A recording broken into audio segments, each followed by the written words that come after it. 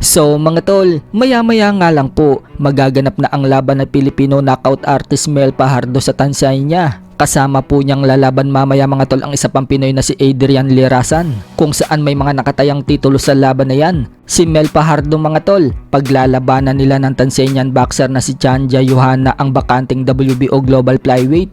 Habang si Adrian Lirasan, paglalabanan naman po nila ng Tanzanian boxer na si Salmin Kasim ang bakanting WBF Intercontinental Super Bantamweight title. Sa face-off nga po na naganap sa Tanzania, inangasan po si Mel Fajardo ng kalaban. Idinikit ang ulo nito kay Fajardo. So tingnan natin mamaya mga tol kung makapag-aangas pa yung kalaban kapag sumampa na sila mamaya sa itaas ng ring. Alam naman po kasi ng karamihan na knockout artist itong si Fajardo. Kaya suspetsya ng mga Pinoy fans, pababagsakin lang ni Fajardo ang kalaban. Pero may mga nababahala po sa mga kababayan natin na lalaban sa bansang Tanzania. Talamak daw kasi ang dayaan sa lugar na yan.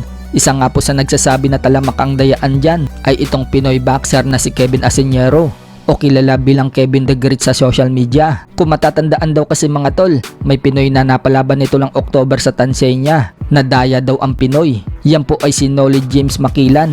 Nakalaban niya ang Tanzanian boxer na si Salmin Kasim. Bago natin ipagpatuloy mga tol, sa mga hindi nakakaalam, itong si Salmin Kasim ang makakalaban mamaya ni Adrian Lirasan. So sa naganap po na laban ni Pinoy Nolly James Makilan versus Salmin Kasim, bumagsak po ang kababayan natin mga tol sa round 2. Nagpakawala po ng 2 punch combination itong si Salmin Kasim, kaya bumagsak yung kababayan natin. Binilangan po ng referee yung Pinoy.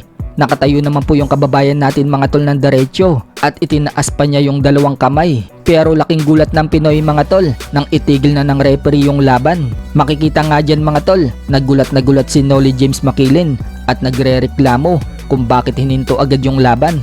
Maging nga po ang trainer mga tol, gulat na gulat kung bakit itinigil agad yung laban. So mali talaga yung ginawa ng referee mga tol. Dapat dyan, pinaabante niya muna yung Pinoy papunta sa kanya para makita niya kung okay pa ba o grugi pa ang Pinoy. Pero hindi ganyan ang nangyari mga tol.